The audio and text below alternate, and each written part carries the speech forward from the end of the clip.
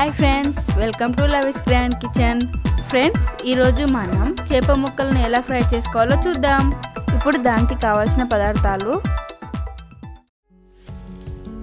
Cut చేసిన చేప ముక్కలు కొన్ని, 5 table spoon cornflour, 3 table spoon కారం, 1 కప్పు పెరుగు, తగినంత సాల్ట్, 1/2 టీ స్పూన్ మిరియాల పొడి, 1/2 టేబుల్ స్పూన్ పసుపు, 1/2 టీ స్పూన్ జీలకర్ర పొడి, 1/2 టీ స్పూన్ గరం మసాలా, 1 గుడ్డు, 1/2 టేబుల్ స్పూన్ ధనియాల పొడి, 1 cup bed powder, 2 table spoon అల్లం వెల్లుల్లి పేస్ట్, కొద్దిగా కరివేపాకు, కొద్దిగా కొత్తిమీర, 1/2 నిమ్మకాయ.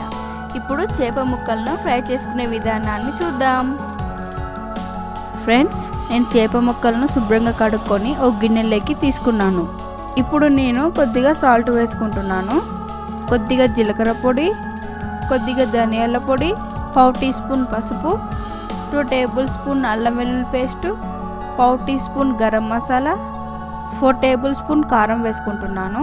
అలాగే 4 టేబుల్ స్పూన్ కార్న్ఫ్లవర్ వేస్తున్నాను.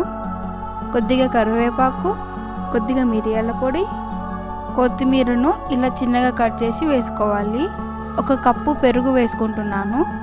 1 ఎగ్గును ఇలా పగలగొట్టి వేసుకుందాం. ఇప్పుడు 1/2 నిమ్మకాయని ఇలా పిండుకోవాలి. నేను కొద్దిగా ఫుడ్ కలర్ వేసుకుంటున్నాను. ఈ ఫుడ్ కలర్ మీకు ఇష్టమైతే వేసుకోండి, లేకపోతే అవసరం లేదు. ఇప్పుడు ఈ మసాలాలన్నీ వేసుకున్నాం కదా, ఇప్పుడు చేప ముక్కలను మెల్లగా కలుపుకుందాం.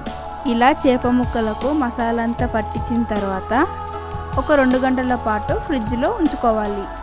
ఒకవేళ మీకు ఫ్రిడ్జ్లో పెట్టుకోవడం వీలు కాకపోతే ఒక అరగంట తర్వాత వేయించుకోవాలి.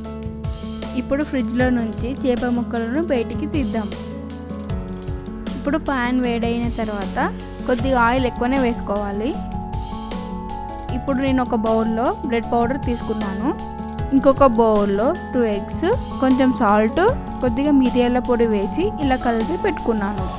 ఇప్పుడు చేప ముక్కలని ఒక్కొక్కటిగా ఎగ్గులో ఇలా 2 వైపులా ముంచిన తర్వాత ఇలా అన్ని వైపులా చేప ముక్కలకు బ్రెడ్ పౌడర్ పట్టించాలి. ఇలా అన్ని వైపులా పట్టించాలి. ఇలా బ్రెడ్ పౌడర్ అంటించిన చేప ముక్కలను నెమ్మదిగా ఒకటొకటి ఆయిల్లో వేసుకుందాం. ఇలా కొద్దిసేపు వేగిన తర్వాత ఇంకో వైపుకి తిప్పుకోవాలి. ఈ చేప ముక్కలని మీడియం ఫ్లేమ్లోనే వేయించుకోవాలి.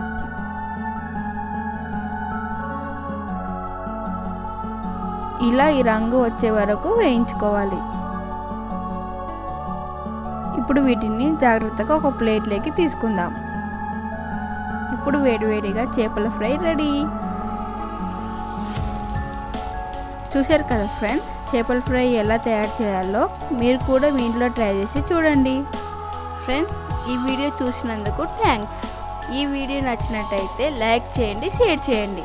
అలాగే మా ఛానల్ను సబ్స్క్రైబ్ చేసుకోండి.